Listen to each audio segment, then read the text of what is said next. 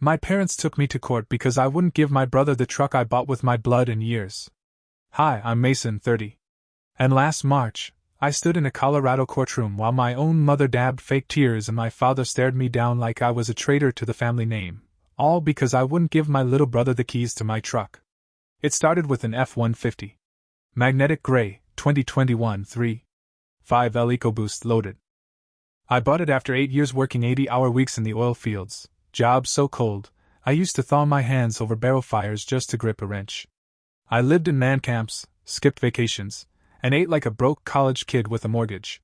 But by 30, I'd stacked enough to walk into Frontier Ford in Denver, hand over $50,000 in cash, finance the rest, and drive away in the one thing I'd actually wanted since I was 19. It smelled like leather and freedom. I parked it in front of my parents' house that Sunday. Big mistake. My brother Jace was on the porch, still in pajama pants at noon, vaping like it was a career. His eyes locked on the truck like he'd spotted a winning lottery ticket. Damn, bro. This the one I showed you? He said it like that made it his. I laughed. Nah. This one's mine. He walked around it like a buyer at a car auction, opened the door, sat in the seat, adjusted my mirrors. He even took a selfie, posted it before I'd even pulled out of the driveway. Finally got my baby. Big bro came through. Hashtag blessed. I made him delete it. He smirked. Relax, man. Just playin'. Mom took 100 pictures. Dad was at work. I left thinking maybe, just maybe, they'd finally seen me. Like actually seen me. The son who never asked for help, never moved back in, who sent money when the fridge broke, who paid Jace's hospital bill after he wrapped his last truck around a telephone pole. That delusion lasted exactly 24 hours. Monday, Jace posted again. This time. When your brother uses Grandpa's truck fund to buy himself the exact one you've had on your vision board for years. Real classy. Some of us still have student loans and PTSD, but go off, Mason. He tagged me. He tagged my employer. He tagged the union hall. I called. He laughed. Then Dad called. Calm. Dead calm. We're disappointed, son. That truck was understood to be for Jace when he gets back on his feet. I thought it was a joke. Dad? I paid for it. You can sign the title over quietly. Or we'll see you in court. He hung up. 3 days later, I got served at the job site. My parents were suing me for the truck I paid for in full. They actually filed Robert and Ellen Thatcher versus Mason Thatcher. The complaint said there was an oral family agreement that any major vehicle purchased by the eldest son would be held in trust for the youngest. They claimed I'd been unjustly enriched. That Jace was suffering emotional harm, seeing me drive what was rightfully his. I sat in my trailer, papers in hand, while the diesel heater clanked and the fluorescents buzzed like flies. Then I did what I hadn't done in 15 years. I called a lawyer. Her name was Sadie Lynn. First-gen badass. She read the filing and said, "This is not just nonsense. This is nuclear." That's when the war started. Discovery hit like a sledgehammer. Sadie warned me it would get ugly, but nothing prepares you for watching your own family dig through your bank statements looking for reasons to call you a thief. They subpoenaed every account I'd ever touched, trying to find some seed money they could say came from them. Spoiler, there was none. I'd left home at 18 with a duffel bag and $600. Paid my way through welding certifications slinging pizzas at night. I was funding them, not the other way around. Then they came for my job. Jace's attorney sent depositions to every foreman I'd worked under in the last 5 years. One of them, God bless Jim from Casper, wrote back, "Mason's the best welder I've ever seen. His parents are a damn wreck. This is disgraceful." Still, it kept going. Jace took the stand in deposition in a Canada Goose jacket I bought him for Christmas 2 years ago. He cried. Actual tears. Claimed I bullied him growing up, that I hoarded resources, and that Dad always promised him an F-150 once he got his act together. Since I was 11. He sniffled. I knew that truck was mine. Sadie pulled up ring cam footage of Jace creeping through my apartment lot at 2:17 a.m. He tried to hotwire the truck. Gave up. Keyed the words, "Gimme," down the driver's side. Repair bill? $4,270.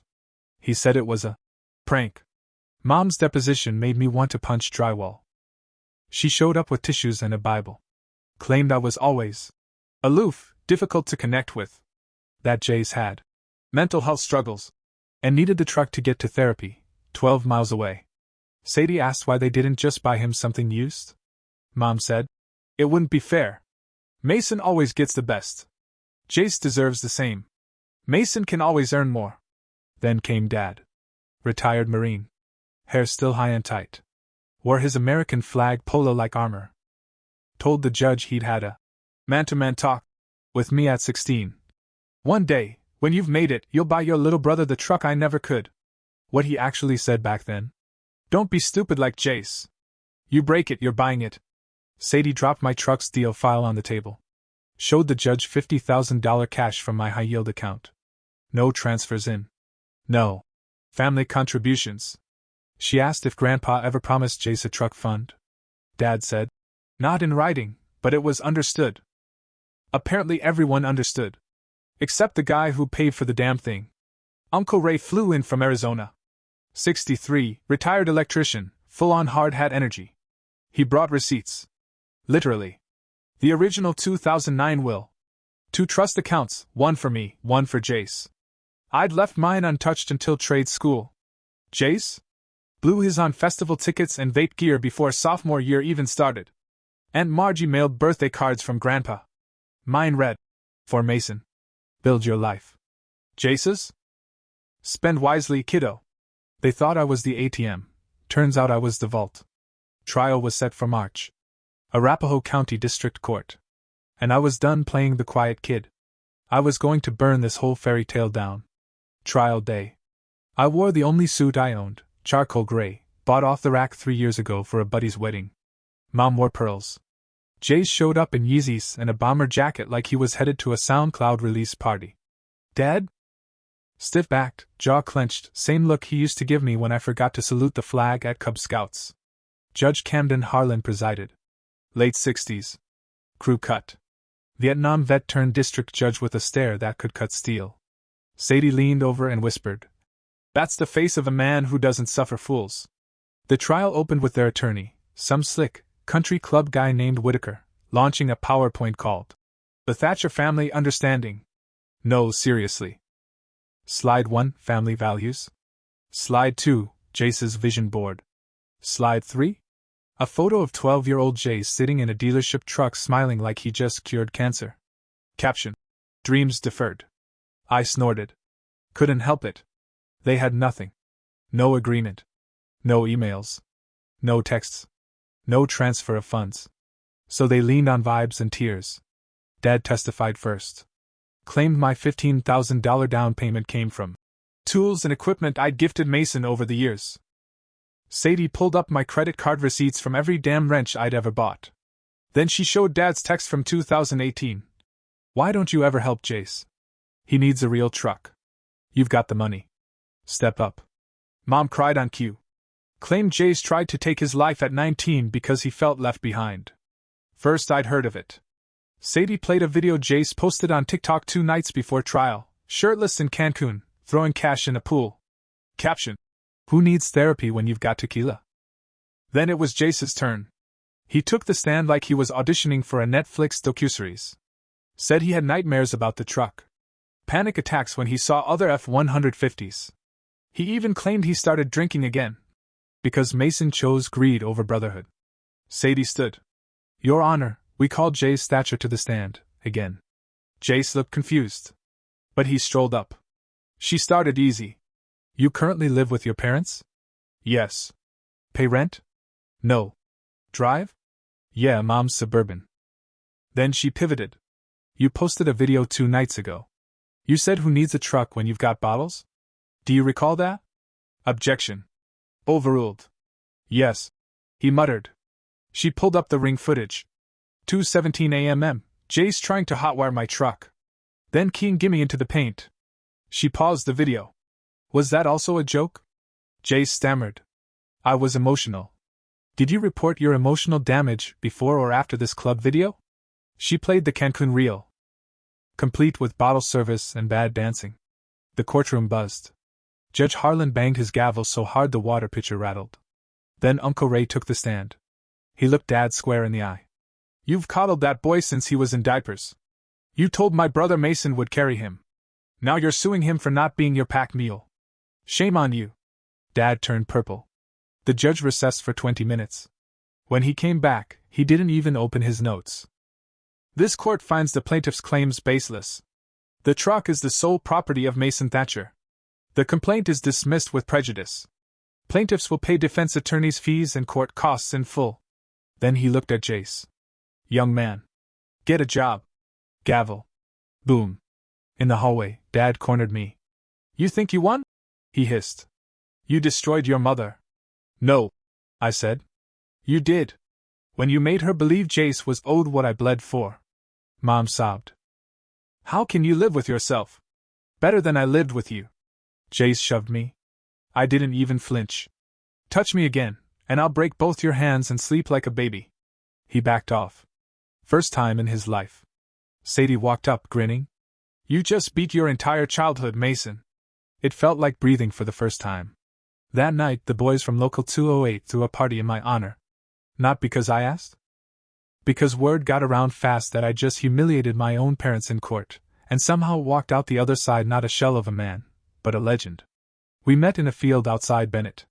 Flat dirt, freezing wind, one massive bonfire crackling against the dark. 20 trucks lined up like a tailgate from hell. Someone brought a keg. Someone else brought an old washer we spray-painted with Jace's tears in black. We welded it to a chain and hung it off my hitch. It was dumb and perfect. We shotgunned beers. They asked for the full story, again. And I told it. All of it.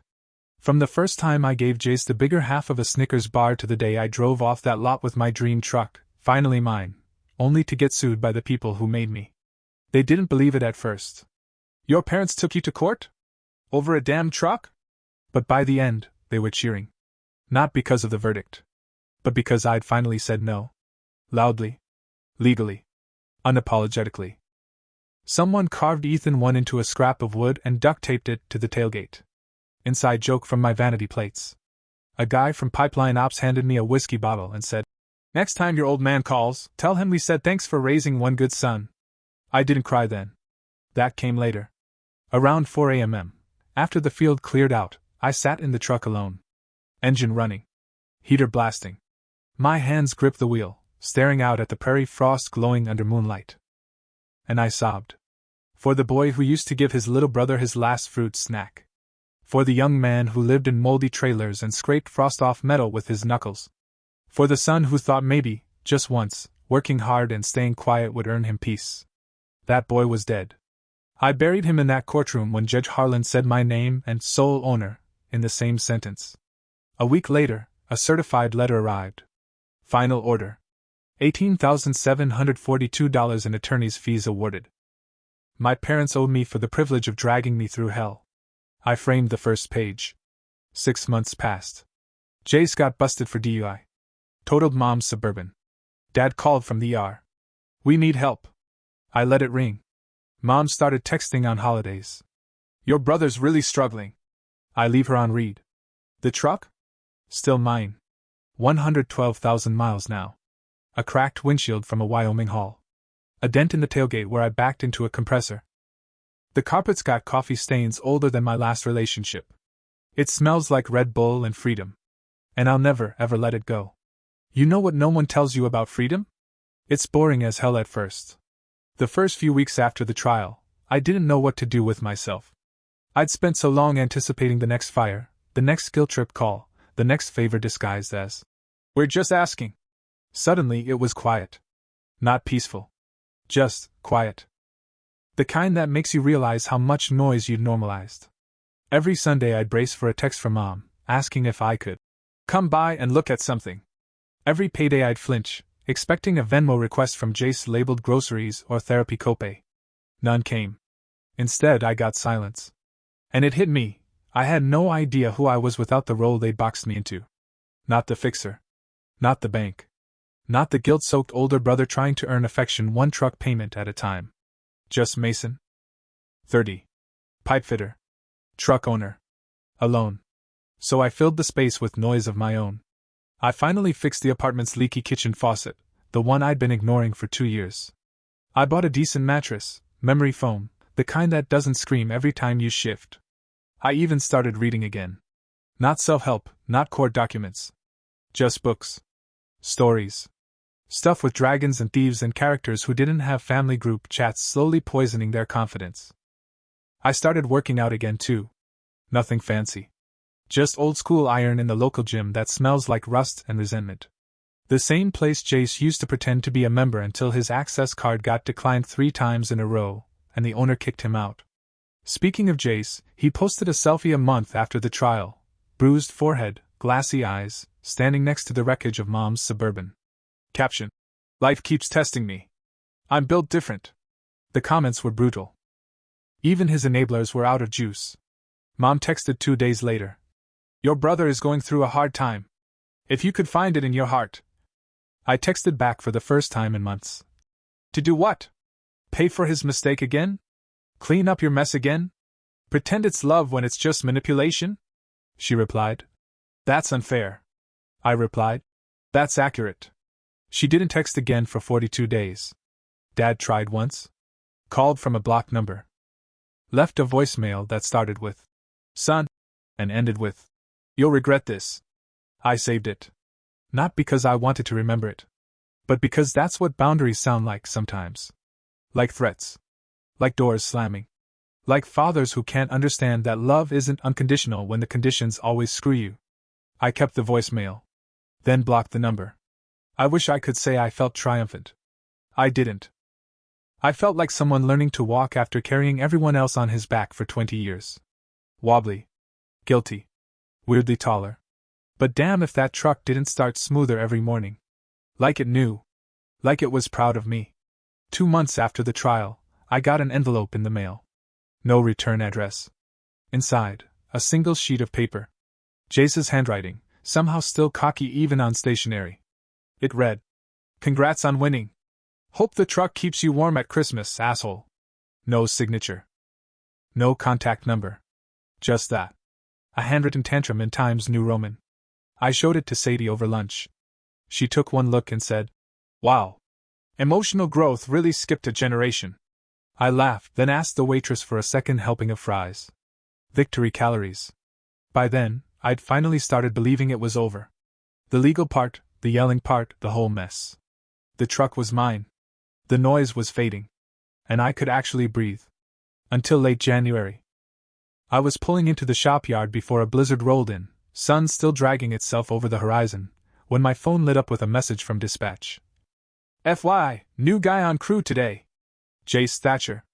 Says he's your brother." I nearly drove into a snowbank.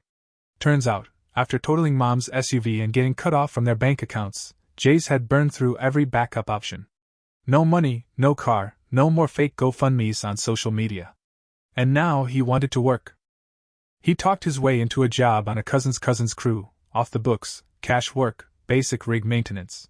The kind of thing guys do when they're circling rock bottom and trying to look like they're climbing. I parked, got out, and sure enough, there he was. Grease-stained Carhartt jacket, borrowed helmet, standing next to the tool lockers like a kid on the first day of school.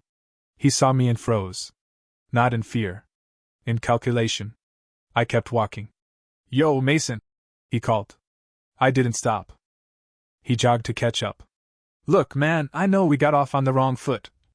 "Wrong foot?" I said, turning. "You keyed my truck. Tried to steal it. Got Mom and Dad to sue me. That wasn't a foot. That was a Molotov cocktail in a baby blanket." He raised his hands. All right. I messed up. But I'm trying here." "Why?" I asked. "Ran out of sympathy on Instagram?" He blinked. "I've got nothing left," he said finally. "Figured it was time to try working like you always said." I stared at him. Part of me wanted to scream. Another part, some dusty, scraped up part of me that still remembered giving him the bigger half of every sandwich, just felt tired. "Then do the work," I said. "But we're not talking. We're not friends. You don't look at my truck, you don't borrow a damn thing, and if you touch even one socket wrench without asking, I'll bury you under the compressor." He nodded. Quiet. Serious for the first time and maybe forever. I walked off. 10 hours later, he was still there. Still working. Sweating like the rest of us. He didn't quit. Not that day. Not the next. And I didn't stop watching. Waiting.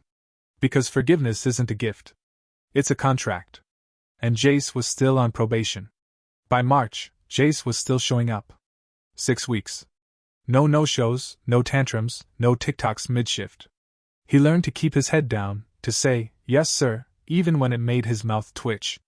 Didn't ask for rides, didn't beg for advances. Just worked. I didn't make it easy. I gave him the worst jobs: sludge scraping, grease pit cleanouts, rewrapping lines in -12 wind. If he complained, I ignored him. If he tried to joke, I walked away. I wasn't there to be his big brother anymore. I was there to make sure the job got done, and he didn't drag the rest of us down. He didn't quit. And some part of me, damn it, started to respect that. One night, late shift, we were wrapping up after a broken valve replacement. Everyone else had left. Jace was tightening the last bolt, hands shaking from cold and exhaustion. I watched him for a full minute. He noticed. Didn't look up. Finally I said, "You keep gimme down the driver's side of my truck." He nodded once. "I know." "Why?" Silence. Then, "Because I thought I was owed something. And I was pissed that you didn't just give it to me." "You were pissed that I didn't give you something I earned?" "Yeah," he said quietly. "I was an entitled piece of shit." "I know." I stared at him, waiting for the fake tears. The guilt trip. The familiar flick of manipulation. None came. "I've been working 2 months," he added. "Still can't afford new boots. Mom says it's hard to make ends meet." I told her it's harder when you spend a decade thinking you're above trying. I didn't respond. Not because I didn't have anything to say, but because, for the first time, I didn't know what to say. He stood. Wiped his hands on a rag. "I'm not asking you to forgive me. Just, thanks for not having me fired." He started walking to his car, well, to a rusted-out Civic that wasn't his, borrowed from a guy named Danny who did recon on busted cranes. I watched the brake lights fade out through the snow. Something shifted in me. Not sympathy. Not yet. But something close. At the next union meeting, Jim from Casper raised a beer and said, "Mason, you look like you stopped hating the kid. That progress?" I shrugged. "Let's call it a ceasefire." He nodded. Ceasefires still count. That weekend, I changed the oil on my truck. Didn't ask for help. Didn't need it. But halfway through, Jay showed up anyway. Didn't talk. Just handed me a funnel. And for once, that was enough. Spring thawed out more than just the job site. It started with a weird tradition: Sunday mornings. Jace would show up at my place with 2 coffees and a bag of gas station donuts. Not great ones. The kind with weird chemical frosting and the texture of rubber. But he brought them, unannounced, every week. He never stayed long. Just handed me the bag, made a dumb joke like, "Fuel for forgiveness," then left. I never invited him in. But I didn't slam the door either. Ceasefire. Then one Sunday, he didn't leave right away. He stood in the doorway with that same beat-up jacket, scratching at the back of his neck like the words he had were full of splinters. "I paid Mom back," he said. I looked up. "For what?" "For the Suburban. Insurance didn't cover all of it." She said it didn't matter. I told her it did. I didn't say anything. Just sipped my coffee. "And I talked to Dad," he added quieter. "Told him if he ever tries to guilt you again, I'm done with him." That made me look up. "You said that?" He nodded. He was pissed. Said I was choosing sides. I told him I wasn't. "I'm just not playing referee anymore." He finally looked me in the eye. "You were always the only one showing up, Mason." I just didn't want to see it. I set the coffee down. Then, for the first time in a long time, I said something I hadn't expected to say again. "Come in." We sat at the table. The donuts between us like some low-rent peace offering. Jace took a bite of one and grimaced. "Why do I buy these? Guilt tastes like preservatives," I muttered. He laughed. "A real one. Not cocky. Not performative. Just tired and human." We didn't solve anything that day. Didn't cry or hug or post a picture for the cousins. But it felt like we stopped pretending we were in different stories. That week, Jace got his first raise. Bought his own set of basic tools. Came in one morning with new boots, on layaway, but his. I noticed a small tattoo on his wrist. Black ink fresh? "What's that?" I asked. He shrugged. Date of the trial. I raised a brow. Why would you ink that? Because that's the day I stopped being a parasite, he said. And the day you stopped letting people steal from you. That one hit harder than I expected. We never talked about the truck again. Didn't need to. It sat outside, same as always. Dented, dirty, windshield still cracked. But it felt different now. Less like a battleground, more like a monument. Not to pain, but to earn freedom. To a name in bold letters on a legal title. To the end of silence. The call came mid-June, right as I was elbow-deep in a busted water heater for a buddy's hunting cabin. It was Mom. I let it go to voicemail. Old habits. But 5 minutes later, another buzz, this time from Sadie. I picked up. You've got a letter coming, she said. From your parents' lawyer. I wiped my hands on a rag. They suing me again? No. Believe it or not, this one's quiet. Clean. Looks like they're putting the house in Jace's name. I didn't say anything. You okay? She asked. Yeah. Just. I laughed once, short and bitter. They lost the golden goose, so they're switching to the Brown's chicken. Sadie sighed. Want me to look it over anyway? Sure, I said. Just to make sure they don't name me executor or some other nonsense. The letter arrived 2 days later. Certified. Crisp envelope.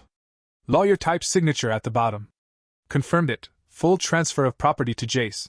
In light of his recent growth and commitment to family stability.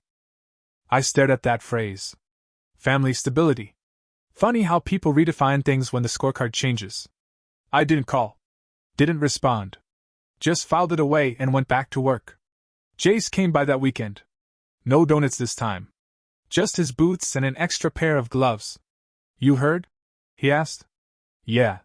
He sat on the tailgate. They think it's some kind of reward. It's not. It's a bailout. Dad's retiring for real this time. Mom doesn't want to deal with upkeep. They're handing off the house like it's a resignation letter. I nodded. You taking it? I might. But I'm not moving in. Not unless they move out. I looked over at him. That sentence would have been unthinkable a year ago. You serious? As frostbite, he said. If I'm gonna keep building this life, it's not gonna be with them writing the blueprint. I tossed him a wrench. Then start with the water heater. It's older than both of us. He caught it. On it, boss. We worked in silence. Comfortable this time. That night, after he left, I opened a fresh notebook. No lawyers, no depositions, no budget breakdowns for other people's disasters. Just me. I wrote a list. Stuff that's mine. This truck. My job. My sanity. Every weekend I didn't drive to fix someone else's chaos. My name, without someone else's failure taped to it. I thought about the trial. The washer chained to the hitch. The bonfire. Sadie grinning in the courthouse hallway. I thought about Jace, handing me a funnel. Saying thank you without saying it. And I realized something strange. I didn't feel angry anymore. Just done. The kind of done that feels like peace. Late July, I drove up through Wyoming on a weekend haul, just me, the truck, and a sky so wide it felt like standing inside a breath. Pulled off near Pinedale to grab gas and a sandwich, and noticed a voicemail waiting from an unknown number. I almost ignored it, but curiosity's a stubborn little itch. I played it. Hey, it's Dad. Don't worry, nothing's wrong. Not like that. Your mother wanted me to call. She says she misses you. I do too, even if I don't say it right. Jace told us you two are talking now. That's good. Anyway, hope you're doing well. That's all. He hung up before the voicemail timer did. I stared at the truck's dash for a long time. Listened to the engine hum. Watched a bug crawl across the windshield, and somehow that felt more honest than half my childhood. I didn't call back. Didn't delete it either. Some things are just gonna sit in your inbox for a while. And that's okay. 2 weeks later, I got a picture from Jace. Him in coveralls, standing next to a beat-up F-150, not mine, but his. His own. Bought it used. Paid cash. Caption. Ain't new. Ain't shiny. But she's all mine. I didn't text back. I just smiled. Small. Quiet. The way you do when something that once weighed 1,000 pounds finally slips off your chest and lands with a soft thud you don't need to clean up. That night, I parked the truck at the top of a bluff just outside Rawlins. No service, no noise. Just wind and sky and the low breath of distant engines on the interstate. I lay under the truck like I used to, watching the flare stack burn 50 feet into the dark. I put my hands on the undercarriage. Steel I knew like my own bones. And I whispered, "Still mine." It wasn't just about the truck. It was everything. Every mile. Every scar. Every time I showed up and they didn't. Every night I made it back without asking anyone to make space for me. Somewhere out there, Jace was building something for himself. Maybe even right this time. And back home? I'd heard Mom joined a gardening club. Dad went fishing again. The calls slowed. The needling stopped. Or maybe I just stopped bleeding on their behalf. Sometimes I still drive by the courthouse on accident. My hand twitches on the wheel like it remembers more than I do. I don't stop. I've got places to be now. And none of them involve explaining myself to people who only show up when they smell an opportunity. This truck? It's got over 130,000 miles now. A tailgate dent, 2 broken dash lights, and a glove box that won't stay shut without a rubber band. And it's still the best thing I ever bought. Not because of what it is, but because of what it made me fight for. What it made me keep. What it finally proved. That I am not the practice kid. I am the owner of my own damn life. In September, the union asked me to speak at a mentorship panel. I almost said no. Public speaking isn't exactly in my skill set, and family drama survivor wasn't the credential they were looking for. But the topic? Building a career from nothing. That I knew. I showed up in work boots and a clean flannel. Sat between a retired journeyman and a woman who ran safety ops for half the state. When it was my turn, I didn't read from notes. I didn't polish anything. I just told the truth. I grew up thinking if I kept my head down and worked hard, people would see me. Respect me. Let me keep what I earned. Turns out, that's not how it works. Some people will always see your work as theirs to claim. Your effort as their backup plan. Your progress as a threat to the fantasy they built for themselves. I used to think being quiet made me noble. Turns out, it just made me a target. What changed? I stopped apologizing for doing better. I stopped believing that blood equals entitlement. And I learned something. Boundaries aren't walls. They're doors with locks. And just because someone knocks doesn't mean they get to come in. Afterward, a young guy came up. Maybe 22. Calloused hands. Nervous energy. Said, "My older brother's been living off me since I got my cert. You think cutting him off makes me a bad person?" I shook my head. "It makes you a person with a spine. That's rare. Hold on to it." Later that week, Jace texted me a photo, a living room with bare floors, a mattress on the ground, and a toolbox sitting in the corner. Caption: New apartment. No help. No handouts. First month paid. I just wrote back, "Good." No exclamation point. No smiley face. Just good. Because that's what it was. By late fall, something strange started happening. My phone stopped buzzing. No passive-aggressive texts from Mom. No voicemails from Dad demanding apologies or explanations or anything. Even Jace was quiet. Just the occasional meme. A photo of a busted valve he was proud to fix solo. A blurry pic of a sandwich labeled, "Meal prep, bro. Be proud." And me? I slept better. I stopped bracing for impact every time a notification dinged. Started planning a fishing trip with a few of the guys. Upgraded my ratty couch. Started keeping beer in the fridge just because I could, not because someone might crash on it needing a favor. I even took a weekend off.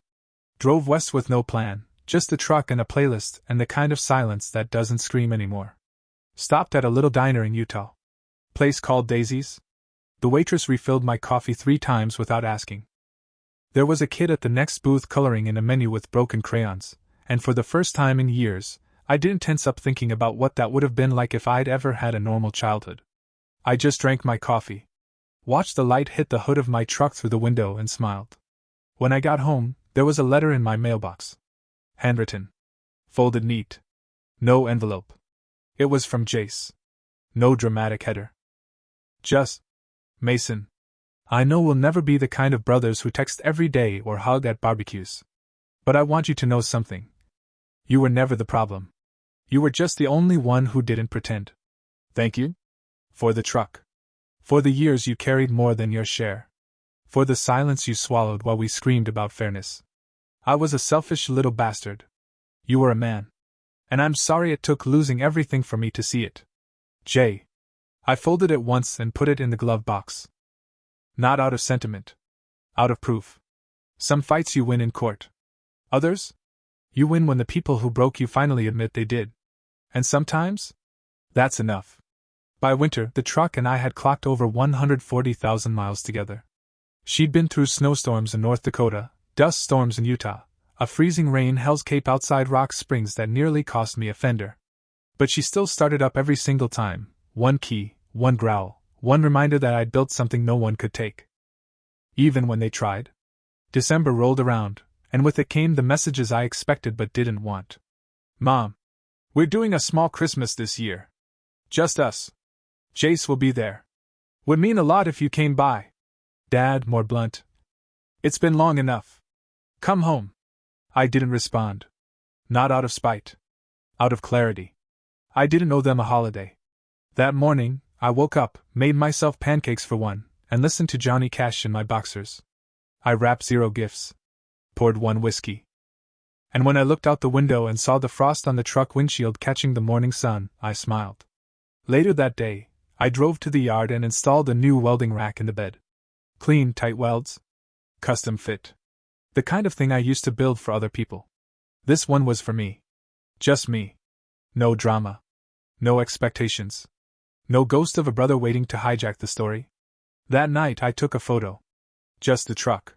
Parked in the shop bay. Tools laid out perfectly. My name on the pegboard above the bench. I posted it. No caption. Didn't need one. The people who mattered knew what it meant. 2 days later, Jace liked it. That was it. No comment. No emoji. Just acknowledgement. It felt like peace. Not loud. Not tearful. Just solid. Like good steel. I'm not waiting for anyone to write me a letter anymore.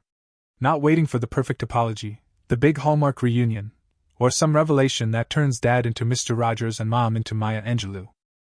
Some people grow. Some people don't. But me? I've stopped shrinking just to keep the room calm. And that, more than the truck, the court win, or the silence, is the real inheritance I gave myself. January brought a cold snap so brutal, pipes cracked just from thinking about thawing. The job site turned into a frozen battlefield, diesel heaters blasting, tools sticking to gloves, coffee freezing in metal mugs before lunch. Jace didn't miss a shift. He showed up layered like a kid from a thrift store montage. No complaints. No Instagram martyrdom. Just work.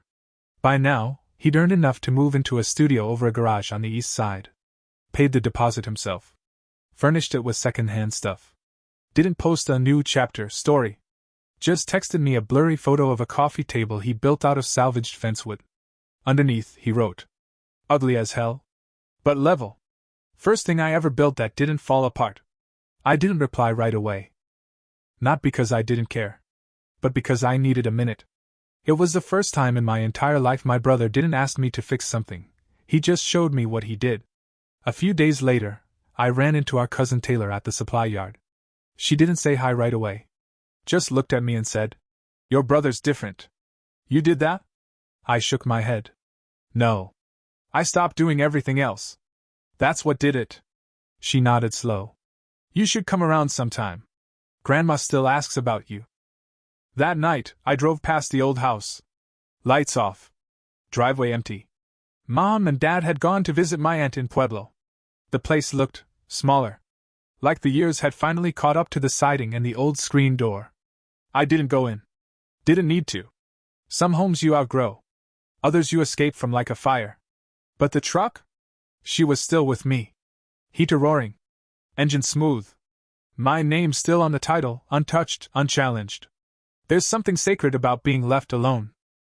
About not having to defend what you paid for.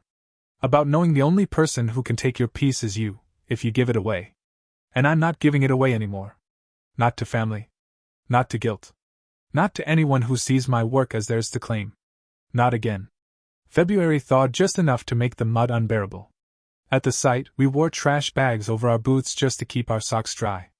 Jace showed up with a new toolbox. Not flashy. Not brand name. But stocked, labeled, and his. I caught him loaning a crescent wrench to a first-year apprentice. Carefully. Respectfully. Afterward, he turned to me and said, "I get it now. Why you didn't let me borrow your gear. You don't hand over something someone else isn't willing to carry." I didn't respond. Didn't need to. That weekend, I took the truck in for a deep clean. Not the cheap tunnel wash. The full service. Steam, shampoo, polish, underbody flush. It cost more than a few of Jace's paychecks, but I didn't care. The detail guy asked if I wanted the back seat Red Bull stains removed. I said no. Some things are part of the story. Later that night, I parked by a lake just outside town. Still half frozen. Moon bouncing off the ice in a way that made the whole world look hushed. I opened the glove box. Pulled out the folded letter Jace had written. Read it again. Then I added a sticky note on the back. Survived. Didn't surrender. Worth it. I tucked it back into the glove box. Shut it. The engine purred. The heater hummed.